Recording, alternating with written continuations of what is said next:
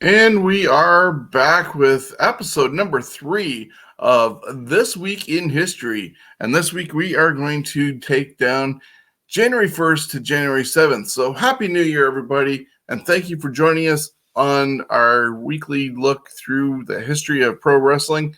Whether you're watching us on Spotify or listening to us on Spotify, Stitcher, iHeartRadio, or anywhere you get your podcasts from, or watching us in video format on Facebook or YouTube.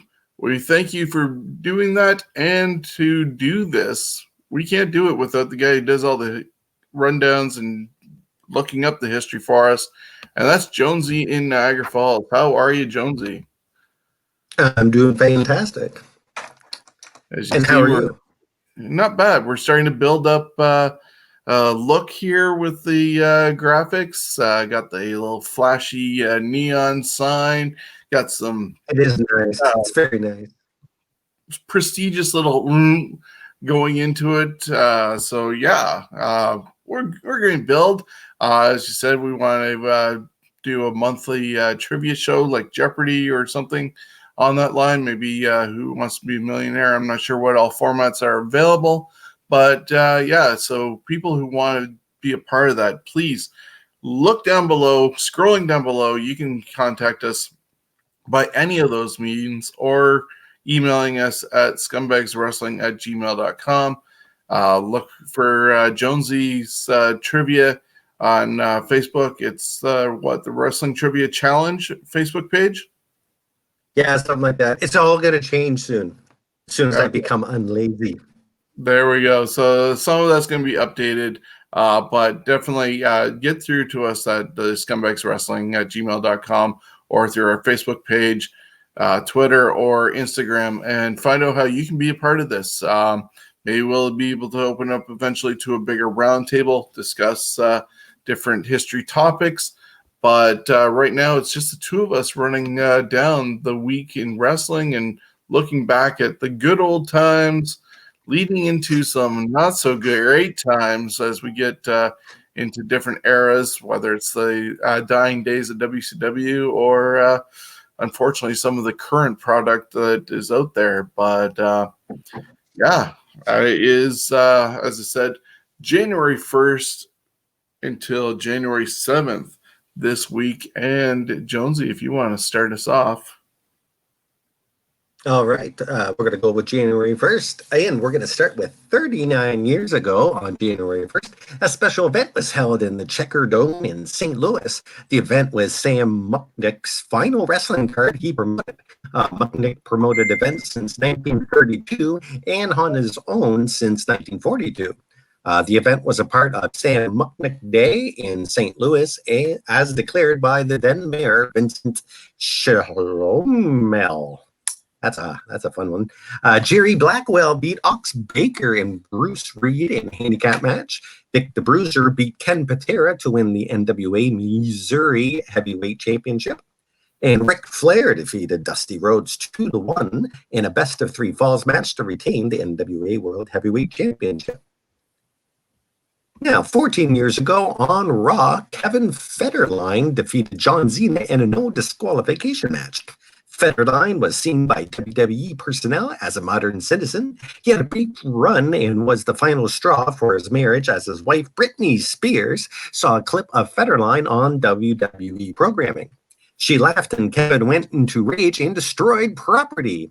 It was the final straw for the volatile marriage, as Britney filed for divorce the day after the incident.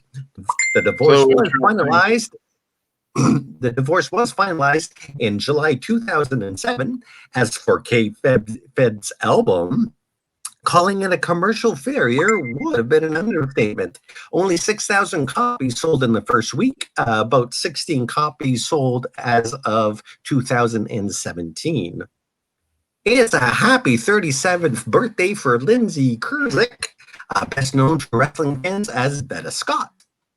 Lindsay is a lawyer who graduated from the King of Ring Honor Dojo and Drexel Law School and was once upon a time Ring of Honor's sideline reporter. She transitioned into managing, most notably managing Barrister R.D. Evans, Moose, and Cedric the just Cedric Alexander.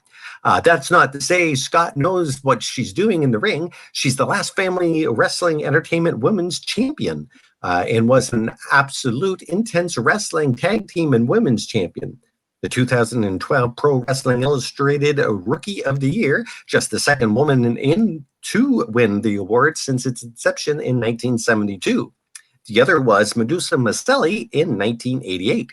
Asked for and was granted her release from ROH in 2017. She most recently joined the commentating team on AEW Dark. Yeah, she did some of the women's tag team tournament with Tony Schiavone that they did on YouTube. And actually, she's been here in London a few times, or in Toronto, wrestling for Smash. She was part of the Canusa Classic. I think every year that the Canusa Classic existed, representing Team USA. And usually when you see Veda Scott, you're likely to see Speedball Mike Bailey. You're very close by, as they're a couple, and very, very talented couple at that. Yes, they are. And it's a happy 44th birthday to Bobby Roode. Roode's best known for his work in TNA, where he's a 7-time tag team champion and a 2-time TNA world champion. Roode holds the company record for being the longest reigning world champion ever at 256 days and longest tag team champ at 212 days. In 12 years with TNA, Roode left the company in March of 2016 after appearing in the crowd at NXT TakeOver Dallas. Roode signed with WWE. Bobby is married to his wife, Tracy, and has 3 children. And it's a happy 51st birthday for Kimberly Lynn Bacon. But wrestling fans know her as Kimberly Page. Bacon gained national exposure as a valet for her then husband, Diamond Dallas Page. She would also valet for Johnny B. Bad and the Booty Man, Yippee, before rejoining Page in 97. That year, she formed the Nitro Girls, a dance troupe that performed during commercial breaks to entertain the fans. Kimberly departed from the group in 99, then turned heel on Page in 2000 to align with the New Blood briefly before departing the company altogether. Kimberly and DDP amicably separated in 2004 and divorced in 2005. Post-retirement, she briefly turned to acting, appearing in Rat Race, an episode of CSI Miami, and 40-Year-Old Virgin. Today, Bacon is an interior designer and works in marketing. And it's a happy 77th birthday for James Ray Hart. But wrestling fans know him best as the Mouth of the South, Jimmy Hart. Best known for its time as a manager, managing over 50 singles wrestlers, most notably Honky Tonk Man, Jerry Lawler, The Giant, King Kong Bundy, Earthquake, and the Honky Tonk Man, and 16 tag teams, including the First Family, the Nasty Boys, and the Hart Foundation. And really, I could go on with Jimmy Hart, his music career, and yes, he did perform at the Western Fair back in the 70s with the Gentrys. But I mean, Hart, I love. He's a part of wrestling that I like. Yeah, and then if you look back on YouTube, you can hear while he's saying "Eat Your Heart Out," Rick Springfield on the original wrestling album, and he at the Slammy Awards took over for Robbie Dupree instead, because obviously somebody's famous Robbie Dupree wasn't going to show up for the Slammies, and sang "Girls in Cars" for the Strike Force entrance music during that. So you know, I like that song, but that song is so terrible. And I don't know, Robbie Dupree, was he really that famous? Did he have, like, what big song did he have? Did he have a big song? He had bigger songs. I can't think of it at the moment because we're doing this to look up. But he was part of that whole yacht rock sort of group of people in the early 80s, and with Christopher Cross and Pablo Cruz and stuff like that. And Christopher Cross did a lot bigger hits. Oh, He yes, was he much did. better. But Robbie Dupree was part of that group, Yeah. basically. Of Christopher Cross melts my heart. All right. Now on to January 2nd. And we're going to start with 31 years ago today at an NWA Power Hour taping in Gainesville, Georgia. Arn Anderson defeated the Great Muta to win the NWA World Television Championship. 18 years ago today in Albuquerque, New Mexico, a live SmackDown is highlighted by one of the more infamous weddings in WWE history. Dawn Marie and Al Wilson, Tori's father, played by Tori's real-life father, get kayfabe married in their underwear. Oh, great programming. as you see Today this would on have... the screen. Oh, yeah, there you... Oh, yeah. Yikes. Actually, you know what? He doesn't have too bad of a body for an old man. And he died on TV, and then only just recently did Al Wilson actually die. Mm-hmm. And she looks pretty nice, too. Oh, look at the flowers. Okay, back on to education. Today would have been the 124th birthday of Christos Theophilou, a.k.a. the Golden Greek Jim Landos. Born in Egros, Greece, this youngest child of 13 left his home and family behind at 13 and immigrated to the United States. He worked odd jobs to make ends meet, including cabin boy, electrician, construction, nude modeling, and carnival acrobat catcher. It was during his carnival period he learned of the art of professional wrestling. In his early years, he compensated for his lack of in-ring ability by relying on his good looks and muscular physique and purposely took on the ugliest opponents he could find. The promotional tactic worked, and Landos became one of the most popular wrestlers of the Great Depression era. At the height of his popularity, he wrestled in front of nearly 100,000 fans in his native Greece. Landos retired in 1946 and went to do charity work, most notably dealing with Greek war orphans during and after World War II. He was honored by President Nixon and King Paul of Greece. On August 19th, 1975, Landos died of a heart attack in Escondido, California. He was 78. At the time of his death, he was survived by his wife and 3 children. And moving on to January 3rd, 21 years ago today on Raw is War, Triple H defeated Big Show to win the WWF Championship. On the same show, Stephanie McMahon declared Chris Jericho and China co-intercontinental champions. The show perhaps is most famous for the D-Generation X spoof of Mankind having a bad day. 21 years ago today on Nitro, from Greenville, South Carolina, David Flair and Crowbar won a one-night lethal lottery tournament to win the vacated WCW World Tag Team Championship, defeating Kevin Nash and Scott Steiner in the final. Raw's program won nearly double Nitros in the head-to-head rating, 6.4 to 3.3. 11 years ago today, both Jeff Hardy and Bubba the Love Sponge announced that they would be heading to TNA. They would be 2 of about a dozen debuts on the first Impact of the Hulk Hogan era. Today's the 69th birthday of longtime commentator James William Ross, but most fans know him as good old JR Jim Ross. Born in Fort Bragg, California, Ross was a 3-sport athlete at Westville High School in Oklahoma, excelling in basketball, baseball, and football. In college, he spent some time doing commentary for a college radio station. It is this experience that brought him into the wrestling business. When he was the last-minute substitute, Jim worked for 3 years as a referee for the NWA Mid-South Territory in the mid-'70s. When Jim Craddock Jr. Bought the Mid-South, a.k.a. Universal Wrestling Federation, and merged it with his own promotion in 1989, Ross was brought along and teamed with David Crockett and Tony Schiavone on play-by-play. Ross would also team with Bob Cadell in the late 80s. He also doubled as play-by-play man for Atlantic Falcons radio broadcast in 1992.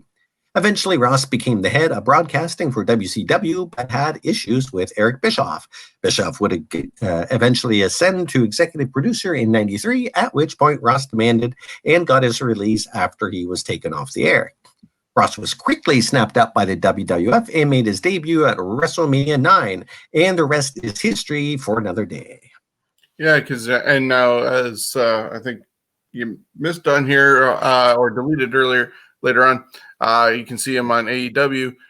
He has his podcast with Conrad Thompson, Grill and JR, where and also his books. And I put up the picture of his sauce products that you can get at jrsbarbecue.com.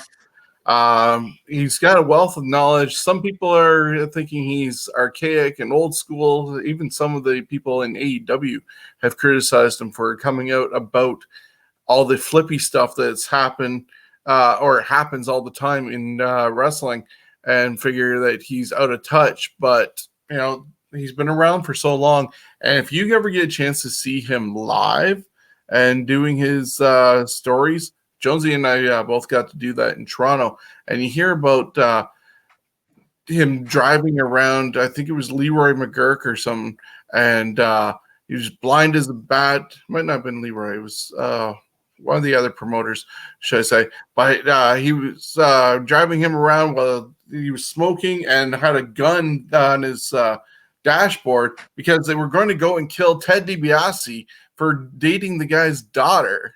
And Jim Ross just was like panicking, and ashes fall in the lap. It's a story that you can read in Slobberknocker, hear on the audiobook, or see live from JR. Definitely worth going to see because he has so much wealth of knowledge and history in the business from UWF days to AEW and everything in between. I do believe that, like, I like everything about Jim Ross, but his commentating now, I rather listen to, again, like Taz and Excalibur over JR. It's a lot of repetitive stuff that he has said over and over again. It's like a joke now. It's like he's not even really, he's watching the match, but he's using all these words and taglines that he has for so long, it just becomes another baseball game. It's just, to me, that's the problem with him. There's no doubt the guy's a genius. He is what wrestling is all about, but the commentating part, it's not that he's bad commentator, it's passe now. I can see that and agree with his you. Style. Yeah, I can definitely agree with you on that extent. I listen more for with his podcast with Conrad and hearing the old stories, because as you said, when he's there on Dynamite, it almost is though he's phoning it in a bit, because he's what you said, just turned 69 years of age. So he's been around for a long while. And it's almost to the point, as much as that he says it's revitalized his career being with AEW, he's just there commentating, and he has been outspoken off air about, like I said, all the flippy stuff that happens a lot in AEW. And if he's not impressed with what they're putting out, he's having to commentate. It's coming through, unfortunately, during his broadcast. Yeah, I'd actually like to see them switch the commentating team and put Excalibur and Taz on the main show, and boot Ross and Shivani down to Dark. And then when the pay-per-views come, they can switch back and forth or whatever, or do a 3-man or whatever. It's just, again, if you want to advance the product, the wrestling has advanced, but your main commentary team hasn't. Yeah, well, and it's not saying nothing bad about them. I think they're both great, but you pointed there's better commentators out there now. You pointed out the fact that JR and Shivani were together in '89 when the UWF merged with Crockett. That's a long while ago. Like, a lot of things have changed in 32 years. Yeah, it was good years ago, but now again, it's like even a wrestler, it's like it's time. There's time when it's time to get off the mic or move down the line. I mean, mind you, if you're getting paid and you're told, hey, be up in the main, good for them. But anyways, that is enough about that. Good old JR. Good old JR. So we're going to move on to January 4th. 22 years ago today on Nitro, Hollywood Hogan defeated Kevin Nash in less than 2 minutes to win the WCW World Heavyweight Championship. That's right, folks. The finger poke of doom was born. And the ever-famous segment of Tony Schiavone on orders from Bischoff and the pre-taped competition, which went, fans, if you're even thinking about changing the channel to our competition, fans, do not. We understand that Mick Foley, who wrestled here one time as Cactus Jack, is going to win their world title. That's going to put some butts in the seat, blah. And, oh yeah, that was almost like, I don't know, a black hole opening up and uh-oh. So yeah, in the moments that Mick Foley put a thank you tweet the other day as it happened, basically reminding people of the day the channel changed. And they had everything in their power to outdo WWE that night because WWE had recorded that, I believe, on December 28th and was shown then on January 4th. So they knew what to expect. That's why they gave away the fact that Mick was going to win the title. And they could have done everything in their power to make a much better show and kept their mouth shut at the same time. And they would have won the ratings war that night, probably. But nope, they had to get their ego the best of themselves, and everybody flooded over to Raw. A taped Raw at that. Remember, people, even if someone deserves it, you don't have to sabotage them. Eventually, they're going to do it themselves. Yep. And that's an educational part of today's show. The more you know. 14 years ago today, I didn't finish the other, but oh well, who cares? It wasn't that much. It's just about the numbers. 14 years ago today, WWE signs Natalie Neidhart, a.k.a. Natalia. She is the first and still the only third-generation woman to compete in the WWE. 11 years ago today on Raw, Bret Hart made his return to WWE Live TV. This was Hart's first in-ring appearance in any capacity for the WWE since the infamous Montreal Screwjob in November 1997. Hart, appearing as the week's guest host, publicly patched things up with Shawn Michaels and getting kicked in the groin by Mr. McMahon. I can't believe that's 11 years ago already. Holy crap balls. Kind of feels longer, but yeah, 11 years only. I bet Sean's head probably wishes he had that hair still. Yeah. Yes. Yeah, poor Sean. Poor both of them. They lost their hair. So 11 years ago today on a live Impact from Orlando, Florida, Hamada and Awesome Kong defeated Serrata and Tyler Wilde to win the TNA Knockouts Tag Team Championship. On the show, ODB defeated Tara to win the TNA Knockouts Championship. The extended episode is most noted for the TNA debuts of Hulk Hogan, Eric Bischoff, Ric Flair, Orlando Jordan, Sean Morley, and the Nasty Boys, and the returns of Jeff Hardy, Scott Hall, Sean Maltman, and Shannon Moore. Or, as I like to call it, when the leeches came to town and sucked the place dry. 10 years ago today, at a SmackDown taping in Tucson, Arizona, Kofi Kingston defeated Dolph Ziggler to win the WWF Intercontinental Championship. January 5th, 73 years ago today in Iowa, one of my favorites, Orville Brown, defeated Sonny Myers to win the National Wrestling Association Heavyweight Championship. When the National Wrestling Alliance forms about 6 months later, Brown would be its first champion. 25 years ago today, ECW presented House Party 96. The show was main evented by the final bout of the Public Enemy, who were leaving for WCW. The show also featured the ECW debut of Rob Van Dam and the return of Shane Douglas. The show would become episodes of ECW Hardcore TV. Some of the main matches was Too Cold Scorpio defeating Mikey Whipwreck to win the ECW World Television Championship. The Sandman defeated Conan by knockout to retain the ECW World Belt. And the Public Enemy, Johnny Grunge and Rocco Rock, defeated the Gangstas, New Jack, and Mustafa Saeed. 10 years ago today, New Japan Pro Wrestling introduces the IWGP Intercontinental Championship. The championship was first won by MVP in May 2011 during the first tour of the United States. January 6th. 38 years ago today in San Juan, Puerto Rico, WWC Universal Champion Carlos Colon defeated NWA World Champion Ric Flair in a non-title champion versus champion match. 26 years ago today in Birmingham, Alabama, Randy Savage makes his in-ring debut for WCW with a win over Avalanche.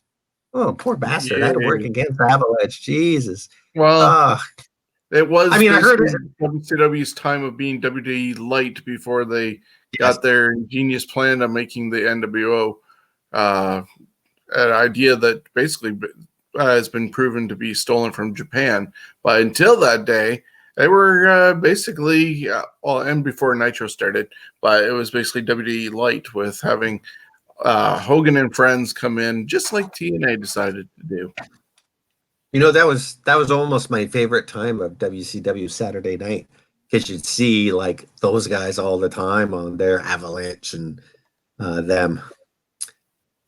All right, so 18 years ago today on Raw, Lance Storm and William Regal defeated Booker T and Goldust to win the World Tag Team Championship. 15 years ago today, WWE releases Juventud Guerrera.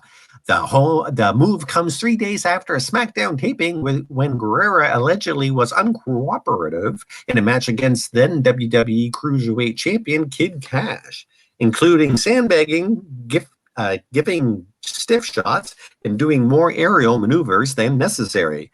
Cruiserweights at the time were told to tone down their movesets to prevent injury, including using the 450 splash, which was banned just a month after Juventud's debut when he fractured severed bones in Paul London's face. He proved to be such a liability that his Mexico's partners Super Crazy and Psychosis, who did not get along with Guerrera and had not for years prior to joining WWE, asked management to break away from Guerrera to save their jobs. And Guerrera, you're just a troublemaker. Yeah, and they probably lost their deal then with John Deere, considering the three of them were coming out in lawnmowers at the time. Oh, yeah. Very dated and would not get away with it today, having three Mexicans show up on lawnmowers.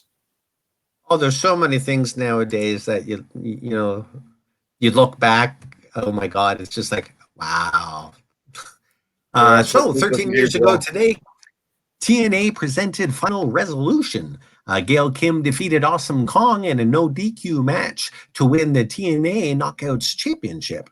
Team 3D and Johnny Devine defeated Motor City Machine Guns and Jay Lethal in an Ultimate X match. AJ Styles and Tomko defeated Kevin Nash and Samoa Joe to retain the TNA World Tag Team Championship.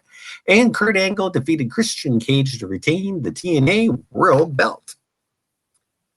7 years ago today, WWE aired an old-school themed edition of Raw. The show was highlighted by the return of Jake the Snake Roberts.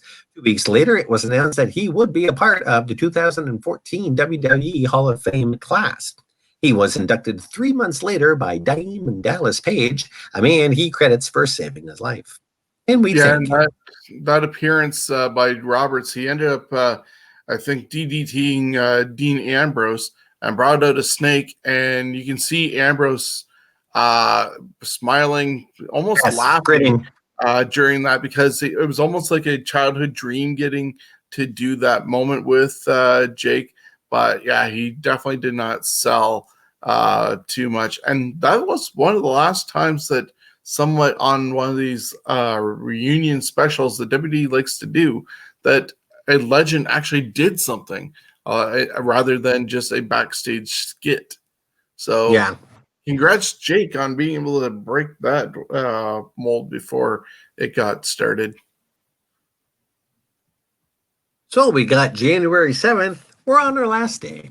55 years ago today, Gene Knitsky defeated Lou Thesz to win the NWA World Heavyweight Championship. Way to go, Gene. 31 years ago today, Canadian-born in Rainy River, Ontario, Bronsalao Bronco Ngarsi died of heart failure in International Falls, Minnesota. He was 81.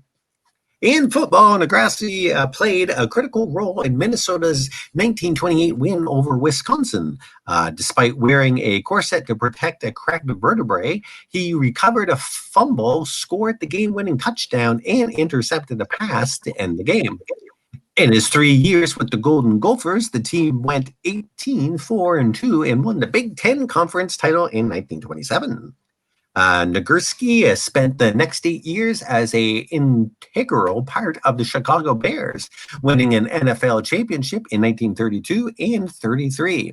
At 6'2", 235 pounds in his era, he was a beast. A size 19.5 ring and a size 8 helmet made him quite possibly the largest running back of his era. Nagurski would be named All-Pro in 3 non-kicking positions, the only player ever to do so. Nagurski's left a wide legacy in the sports world. He was named one of the 4 greatest athletes in Minnesota state history by Sports Illustrated and the second greatest Minnesota sportsman of the 20th century, behind only baseball legend Kirby Puckett. By the Star Tribune, the newspaper for Minneapolis.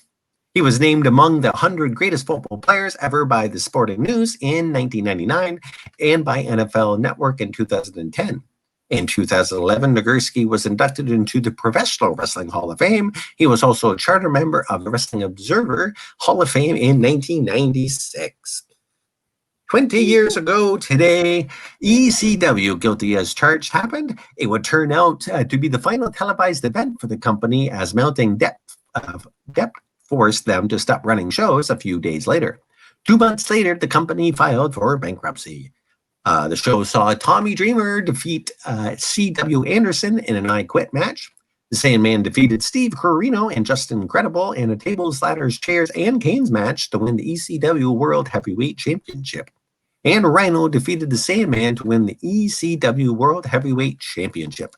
He would be the company's last champion in the original ECW. 19 years ago today, Triple H made his return to WWE after suffering a career-threatening torn quadriceps injury the previous May. After the rousing ovation from the Madison Square Garden crowd, Triple H declared that he would enter the Royal Rumble match later in the month, a match he would go on to win.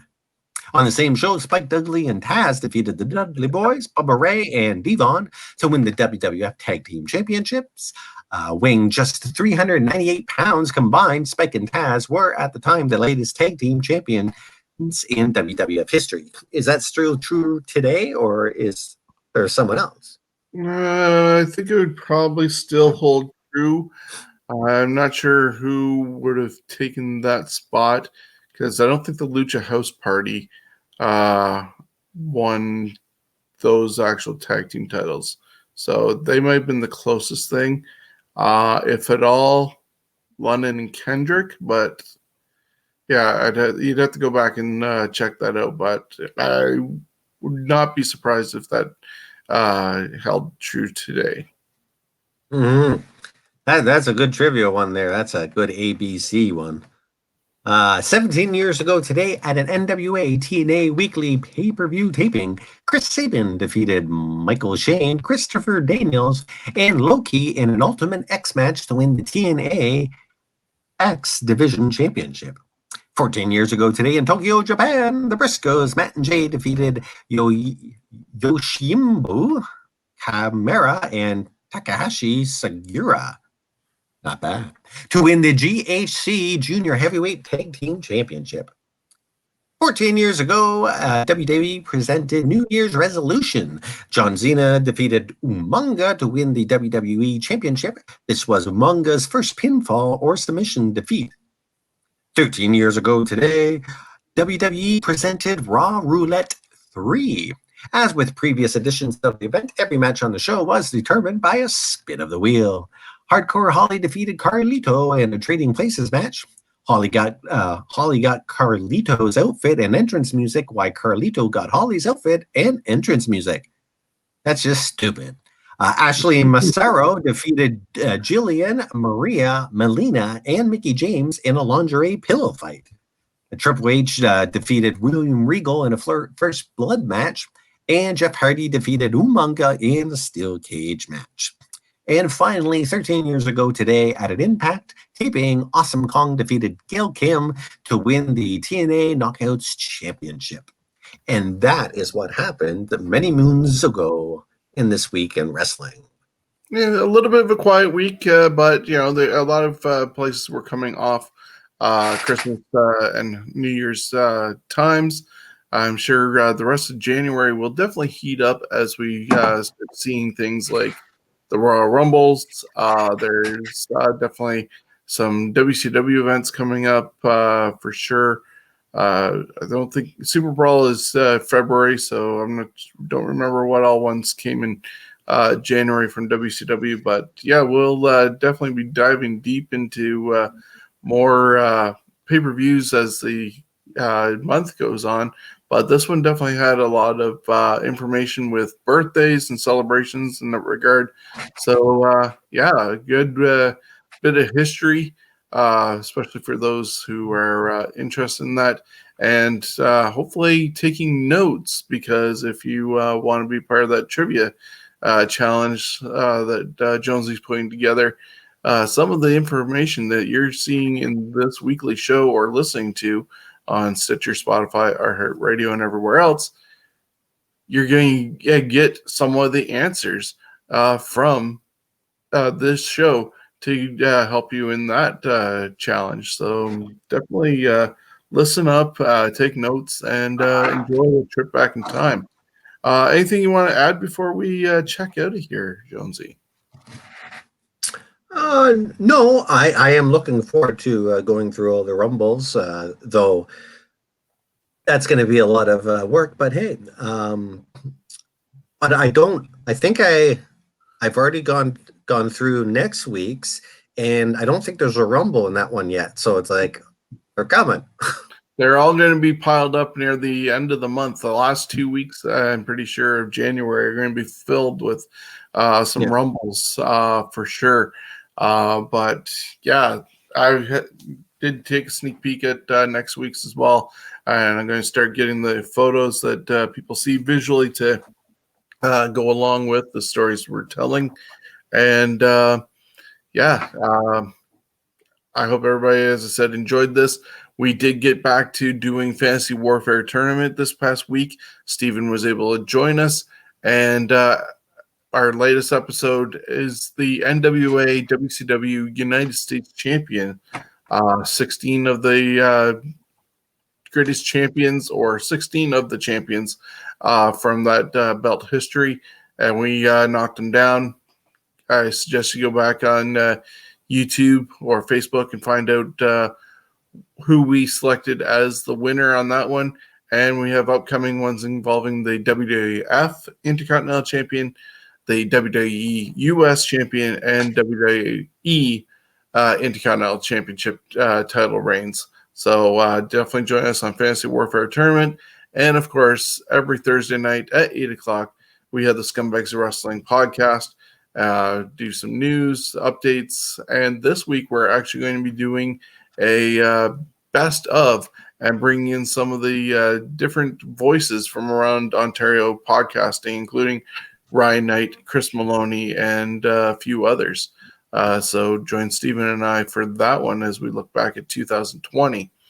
So until next time, I want to thank you, and we'll see you next week as we take down, what is it, the 8th of January until the 13th, I believe. 8, 9, 10, 11, 12, 13, 14. Oh, to the 14th. There you go. 8 to the 14th. I still use my fingers for math. Yeah, hey, it works. Why not? And it should have been easy to say because we were going to the 7th today, so it'll be the 14th next time. But yes, we'll see you next week as we take down January 8th to the 14th in the world of professional wrestling, whether it's birthdays, events, or general milestones. So have a great week. We'll see you next time.